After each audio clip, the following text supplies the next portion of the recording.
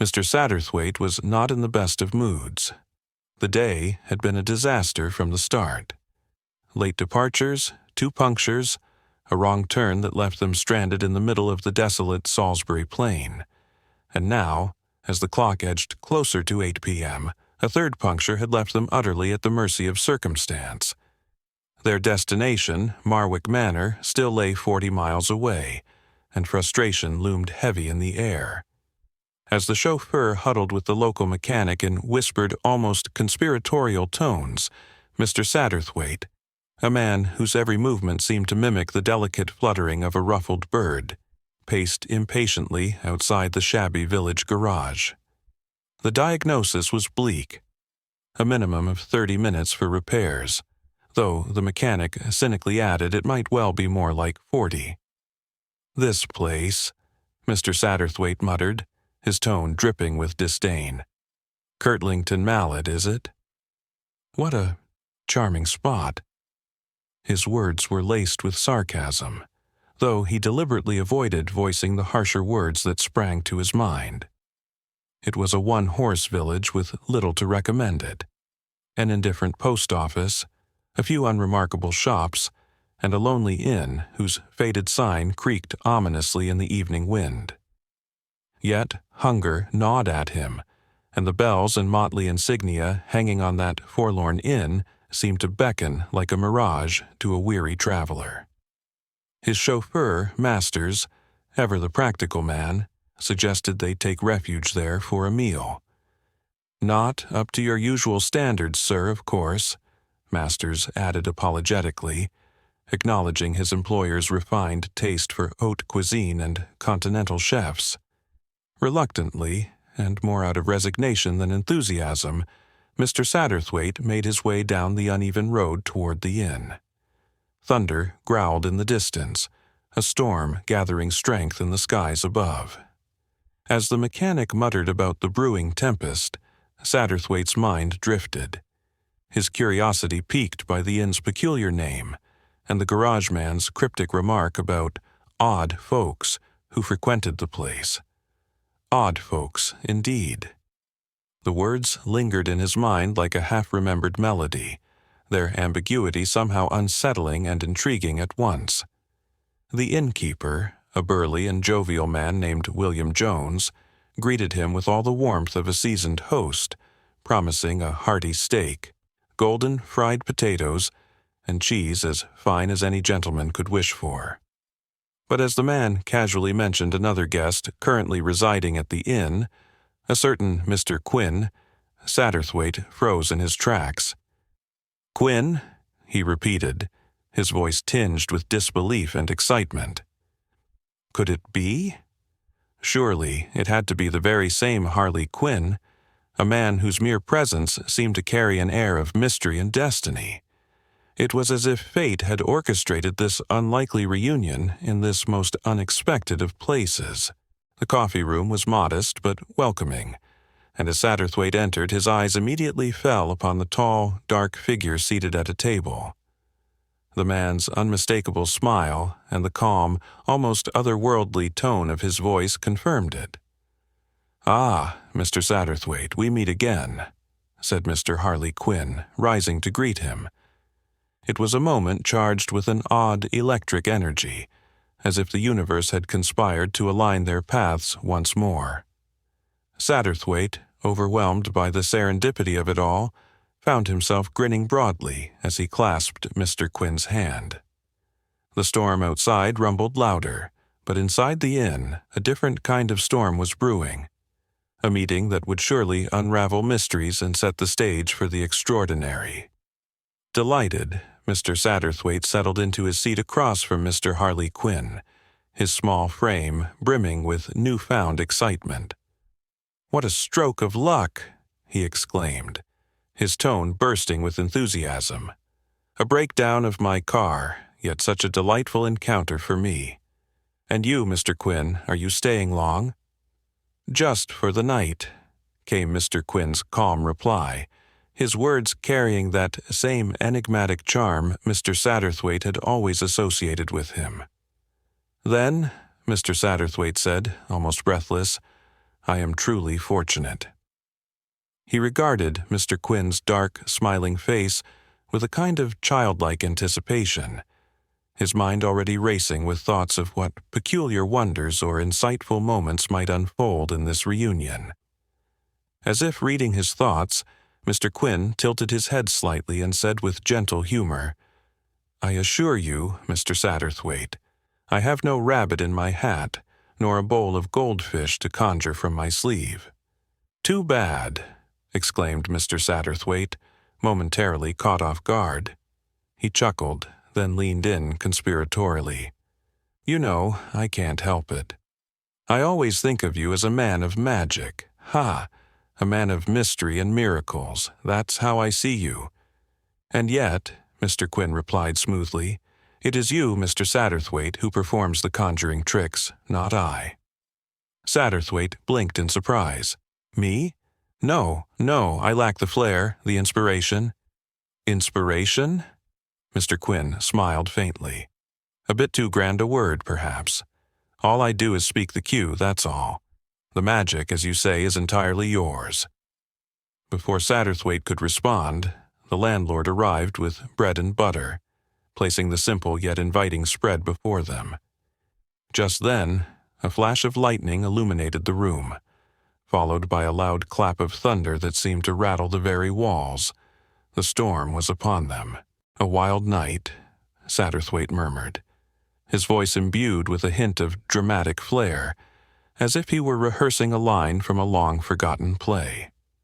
His words hung in the dim light of the pub, the flickering of the fire casting shadows on the walls.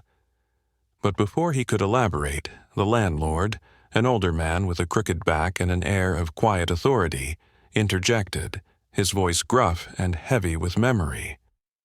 "Funny you should say that, sir," the landlord said, wiping his hands on a rag before leaning against the counter.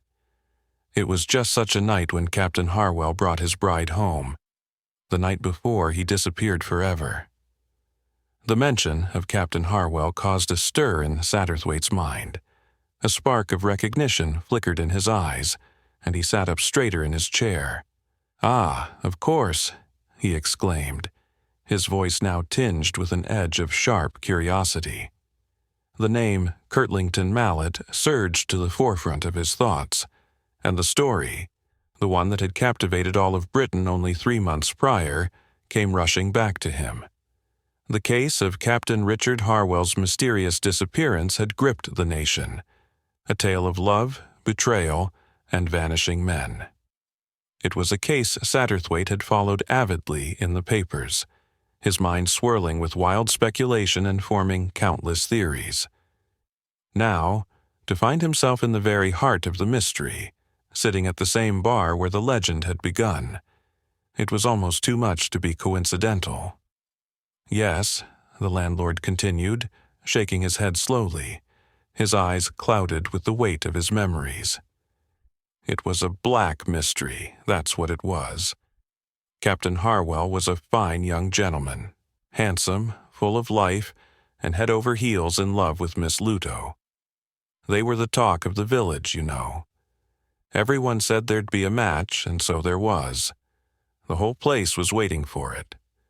But then—" The landlord's voice faltered, and he looked down at the counter as if the memory weighed too heavily on him. "He was done away with, that's my belief. And the poor young lady, she couldn't bear to stay here after that, not with the looks, the whispers, and the questions. She sold the estate and left for good. A tragedy, sir, a real tragedy." The landlord paused, his words hanging in the air like a fog, thick with implication. The room felt colder, the warmth of the fire now barely enough to fight off the chill that had descended in the wake of his tale. With a grunt, the landlord turned and walked off to attend to other guests, his back hunched with the weight of years and sorrow. Satterthwaite sat in silence for a long moment, his mind racing. The landlord's story had struck a chord in him, pulling at the strings of his memory. But it was Mr. Quinn's voice, low, smooth, and ever so calm, that broke the stillness. "A black mystery indeed," Mr. Quinn murmured, his voice like velvet, laced with the kind of suggestion that made the hairs on the back of Satterthwaite's neck stand on end. A faint, almost teasing smile tugged at the corners of Mr. Quinn's lips, a look that suggested he knew more than he let on, that he had already seen the pieces of the puzzle fall into place. For a moment, Satterthwaite simply stared at him, the weight of his words sinking in. It was as though the very air in the room had shifted, becoming thicker, laden with secrets yet to be uncovered. "Are you seriously suggesting," Satterthwaite asked, his voice sharp and incredulous, as if he were addressing the absurdity of a grand theory, "that we could solve this mystery? That we could succeed where Scotland Yard itself failed?" Mr. Quinn, as composed and confident as ever, made a characteristic gesture, his hand sweeping through the air, as if dismissing Satterthwaite's skepticism with the elegance of a magician performing a well-rehearsed trick. "Why not?" he said simply, his voice unshaken. 3 months have passed. That changes things. Time often brings clarity. It's the same reason we don't see the true shape of a mountain until we've walked its base, until we've seen it from every angle. Satterthwaite frowned, his curiosity piqued despite himself. There was something about the way Mr. Quinn spoke, so measured, so certain, that made the proposition seem far less ridiculous than it should have been. "A curious notion," he said slowly, as if testing the idea on his tongue before fully committing to it. "That time, distance even, allows one to see things more clearly, in their true proportion. Events take on a kind of order, a pattern that wasn't visible in the moment." For a fleeting moment, Satterthwaite allowed himself to entertain the possibility.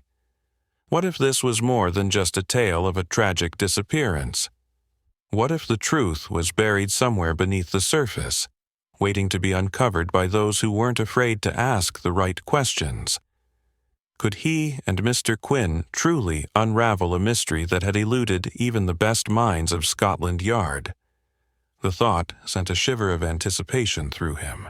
"Precisely," Mr. Quinn said quietly, his voice calm yet filled with an unmistakable undercurrent of encouragement. It was the kind of tone that a maestro might use, gesturing for the orchestra to begin after the moment of silence, a subtle command that carried weight and anticipation. For a long moment, the room seemed to hold its breath, as if waiting for something, anything, that would break the stillness and set the wheels of destiny into motion. The fire crackled, its warmth contrasting sharply with the chill creeping through the room from the shadows. Satterthwaite, who had always been more of an observer than a participant in life's unfolding drama, felt something stir within him. It was as if the quiet suggestion Mr. Quinn had made had awakened a part of him that had long been dormant, a part that longed for purpose, for action, for a moment in the spotlight. The thought of unraveling the mystery, of stepping into the unknown, was beginning to excite him more than he cared to admit. "I'm not sure I remember all the details clearly," Satterthwaite said hesitantly, his fingers tapping nervously against the edge of his glass. The words felt unfamiliar on his tongue, and yet there was a strange exhilaration in uttering them, as if he had suddenly been thrust into a role he hadn't known he was meant to play. "Oh, but you do," Mr. Quinn replied, his voice steady and laced with quiet assurance. The way he said it, so certain, so unwavering, was all it took to embolden Satterthwaite. It was as though the very act of speaking the words aloud had unlocked something within him, a floodgate opening to let the memory flow freely.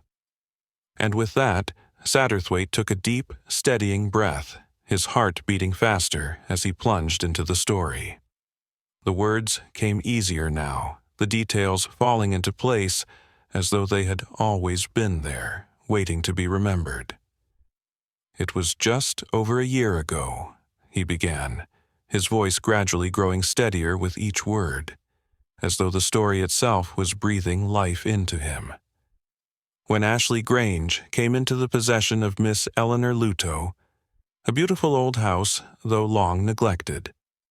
It had stood for centuries, a relic of a bygone era. Its weathered stone walls whispered secrets of a past that few could remember, and its faded grandeur had a charm all its own, like a forgotten painting waiting to be rediscovered. But it was Miss Luto who breathed life back into the place. She was the perfect chatelaine, young, intelligent, and discerning, with a rare ability to see the hidden beauty in even the most neglected things. She had a way of transforming the house, of making it hers in a way that no one else could. Satterthwaite paused for a moment, allowing the image of Ashley Grange to settle in his mind. A grand yet melancholic estate, its rooms echoing with the ghosts of a once illustrious past. His words came more easily now, his mind growing sharper with every passing second. A French-Canadian by birth, Miss Luto had inherited not only a considerable fortune, but also a priceless collection of French antiques, passed down through her family since the Revolution. It wasn't just that she had wealth, it was her eye for beauty, her ability to recognize and preserve things that others might overlook that made her truly exceptional. She was a collector, yes, but also a curator. She understood the value of history, of preserving the soul of a thing, and in doing so she made Ashley Grange more than just a home. It became a living museum, a place where history and art coexisted. He paused again, his eyes now distant, as if reliving the moment. His voice softened, but there was a hint of reverence in it.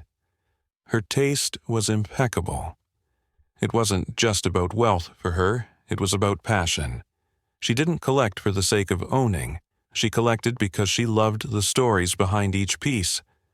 Her collection wasn't just valuable, it was alive. Every item, from the delicate porcelain vases to the intricate tapestry that hung in the grand hall, had a story, a life. They were part of her legacy, just as much as the house itself.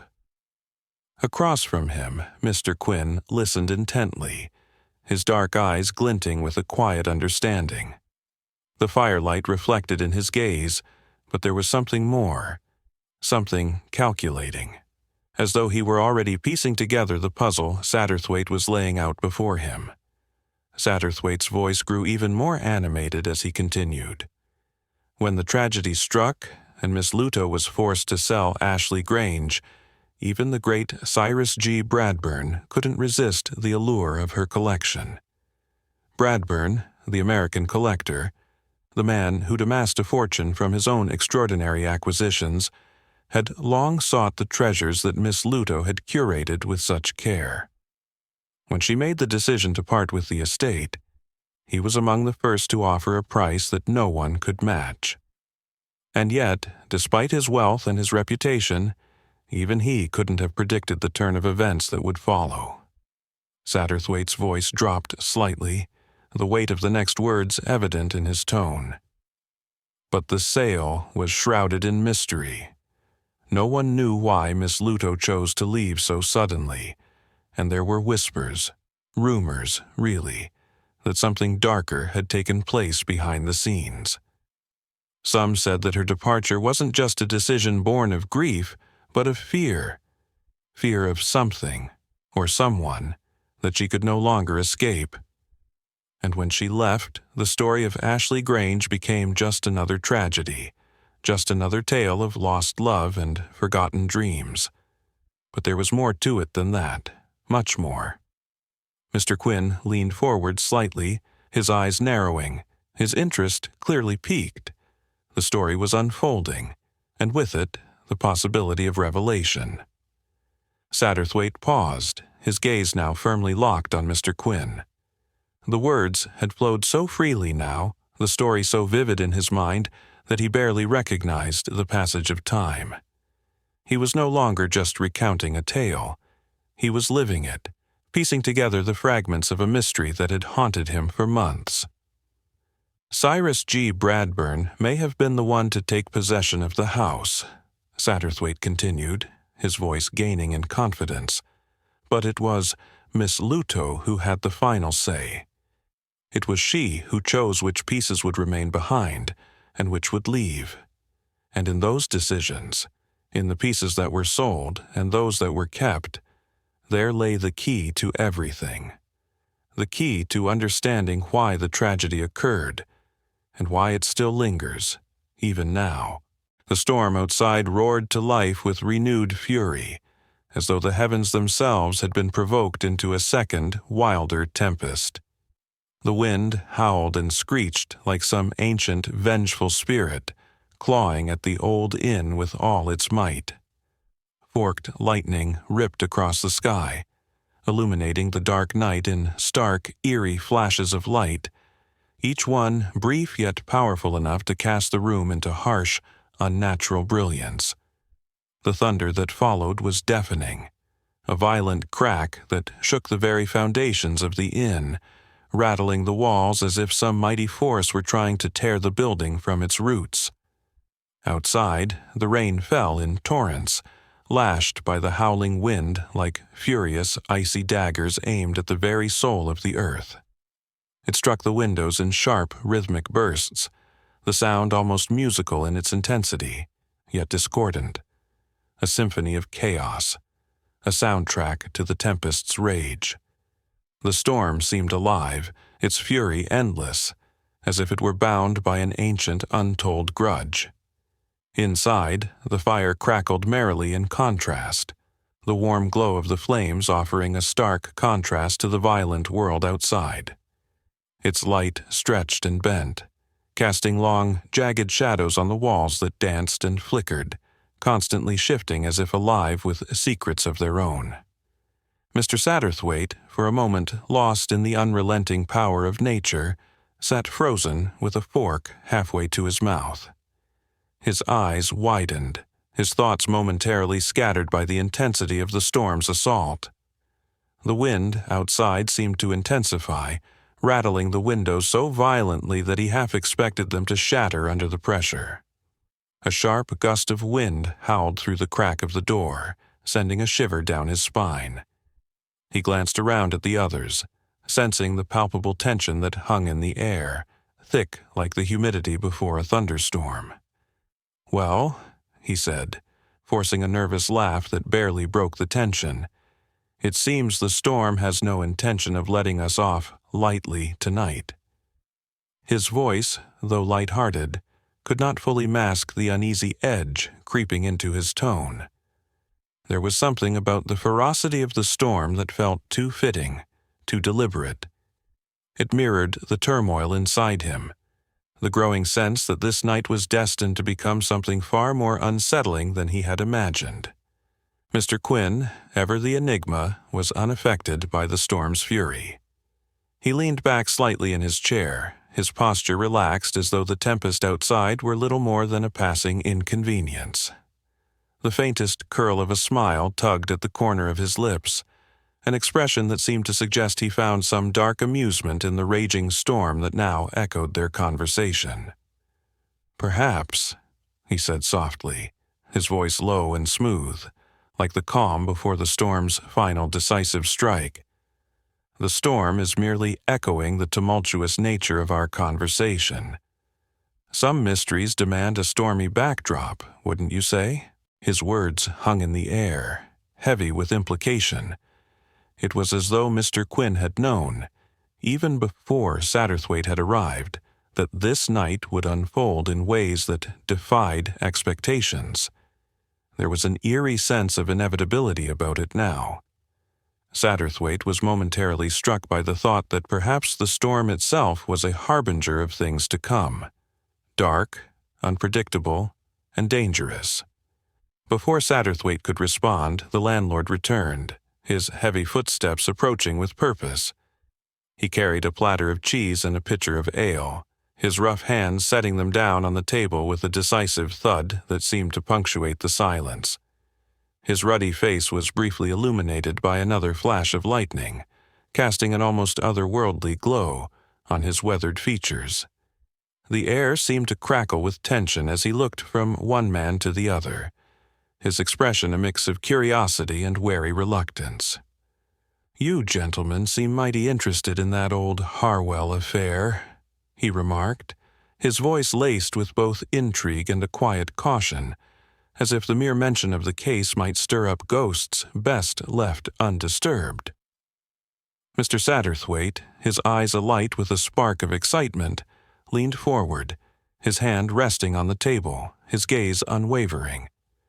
"Naturally," he replied, his voice infused with a mix of enthusiasm and curiosity. "Who wouldn't be? A man vanishing into thin air on a night like this.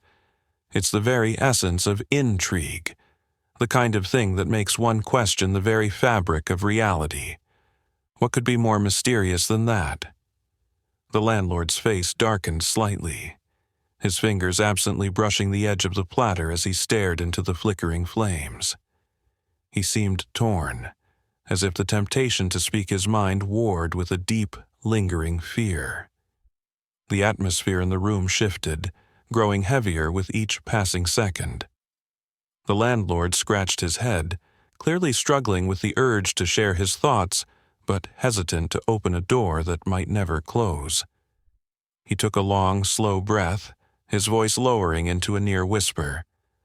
"A dark mystery, that's for sure," he said finally, his words deliberate, as though each one were carefully measured. "And like I said, if you ask me, he was done in. No question about it. But who? And how?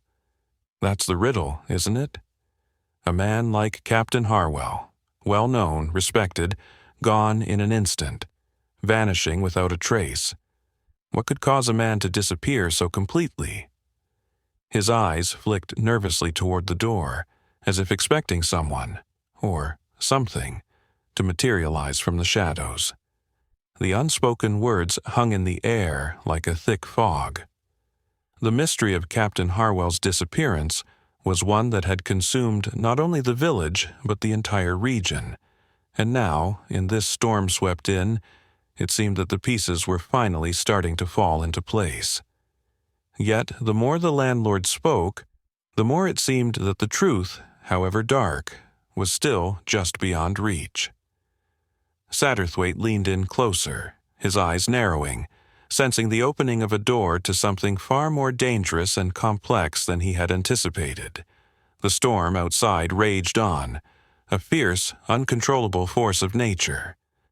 But inside, the air felt charged with something else, a kind of energy that seemed to promise revelations. If only they could uncover the secrets buried deep in the past. His words hung in the air, thick with meaning and unspoken weight. It was as though Mr. Quinn had known, even before Satterthwaite had arrived, that this night would unfold in ways that defied all expectations. There was an eerie sense of inevitability about it now, a quiet sense of something much larger than they could comprehend about to be set in motion. Satterthwaite felt an unsettling shiver run through him, as if he were standing on the precipice of some great, unseen abyss.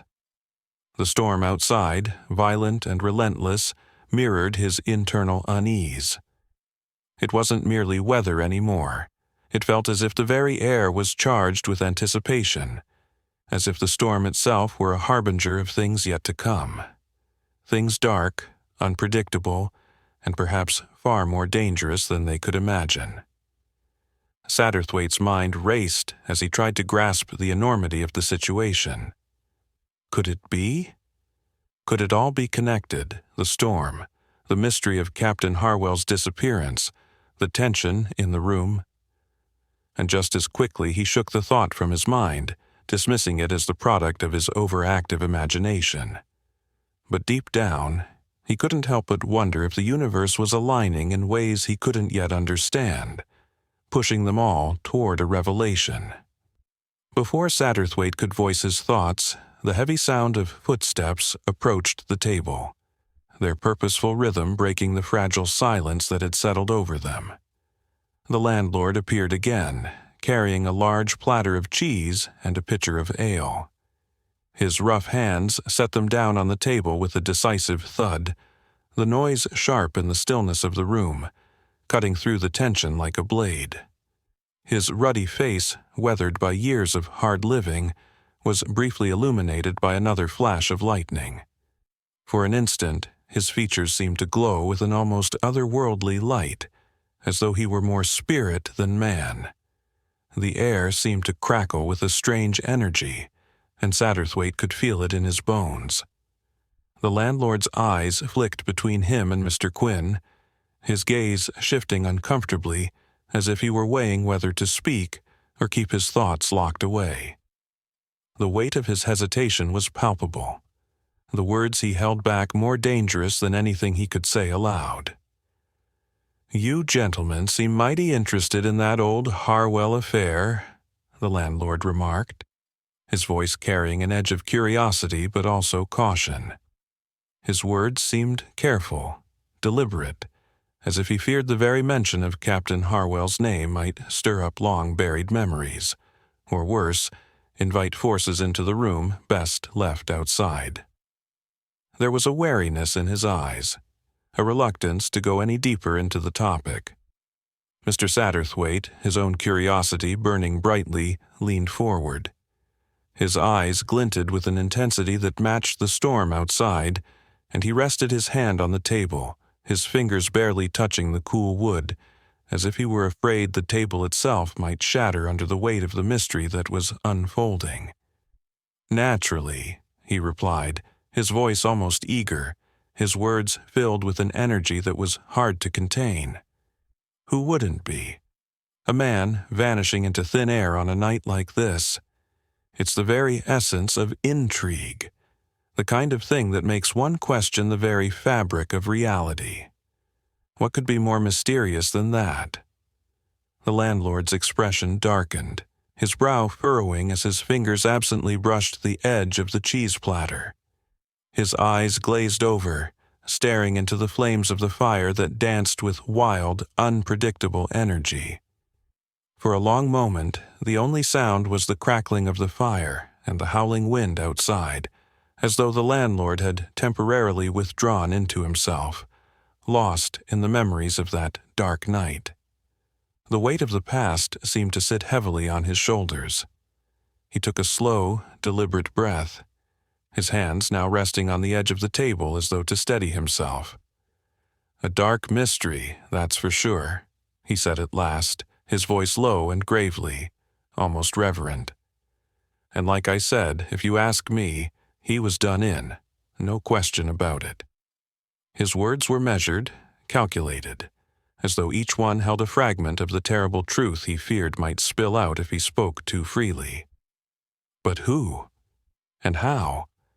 That's the riddle, isn't it?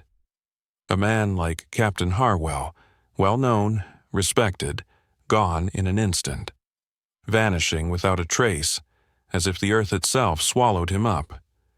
What could cause a man to disappear so completely? The landlord's gaze flickered nervously toward the door, and for a moment Satterthwaite could almost hear the creak of hinges, as though someone, or something, was about to enter. But no one came. The door remained closed, locked against the storm outside, yet the unease lingered. It was in the landlord's every movement, in the way he seemed to hold something back, something that he feared to unleash into the open. The tension in the room deepened, becoming almost suffocating. The mystery of Captain Harwell's disappearance had consumed the village for months, but it now felt as though they were on the verge of uncovering something far darker, something more sinister than they could have imagined. The landlord's reluctance to speak, to share what he knew, only added to the weight of the situation. It was clear he knew more than he was letting on, and the more he held back, the more the room seemed to press in on them, as if the walls themselves were listening, waiting for the truth to emerge. Satterthwaite leaned in closer, his eyes narrowing, his pulse quickening. He could sense it now. There was a door, a threshold that, once crossed, would lead them into a world far more dangerous than they had anticipated. The storm outside, relentless and wild, seemed to grow louder, its fury intensifying, as if it were urging them to make the choice to uncover the truth, no matter the cost. Inside, the air was thick with a kind of electric charge, as though the very atmosphere held its breath, waiting for the next revelation to explode into the open. Satterthwaite could feel it now. The storm was not just outside. It was here, in this room, in this conversation, in the very air they breathed. The mystery of Captain Harwell was alive, and the truth would not remain hidden much longer. Something was about to be revealed, something that would change everything they thought they knew. Her voice trembled with emotion, a mix of anger and frustration, as she paced back and forth in the room. All his life, people will look at him sideways, questioning him, doubting him, just because of one stupid mistake. How could they do that to him? How could they? Mr. Quinn's expression softened with sympathy, but he didn't offer empty reassurances. Is there no way to clear his name? She stopped, staring at him with a look that seemed to beg for an answer. Nothing but the truth can help him, she whispered. If Captain Harwell were to be found, if the truth about what really happened were known, everything would change. It has to. She broke off abruptly, as if overwhelmed by the weight of her own words, and hurried out of the room. Mr. Sathwa, who had been quietly watching the exchange, sighed deeply. A fine-looking girl, but a sad case, he murmured. I only wish something could be done for her and Stephen. Mr. Quinn nodded. We're doing what we can. Sometimes, though, it's the waiting that wears us down. Mr. Sathwa raised his eyebrows, clearly curious. You think we can solve this by simply talking about it, Mr. Quinn? Surely it takes more than words to unravel such a mystery. Mr. Quinn's gaze turned thoughtful. You'd be surprised, Mr. Sathwa. Talking is a way of looking at things from different angles. Often, the solution is hidden in plain sight. They sat in silence for a moment, as if each man was considering the pieces of a puzzle that hadn't yet come together. Mr. Sathwa, ever the keen observer, broke the silence. Let's look at it this way. We study the effect to understand the cause. The effect in this case is that Miss Luto, Mrs. Harwell, I mean, is both a wife and not a wife. She's trapped in a limbo, unable to move forward, unable to marry again. Mr. Quinn nodded gravely. A curious position, isn't it? Indeed, said Mr. Sathwa. And then there's Mr. Bradburn, able to purchase Ashley Grange for a song, and someone in Essex secures John Matthias as a gardener. The pieces seem to fit together in ways they shouldn't. Are you suggesting, Mr. Quinn asked, that Mr. Bradburn or someone else might have engineered Captain Harwell's disappearance?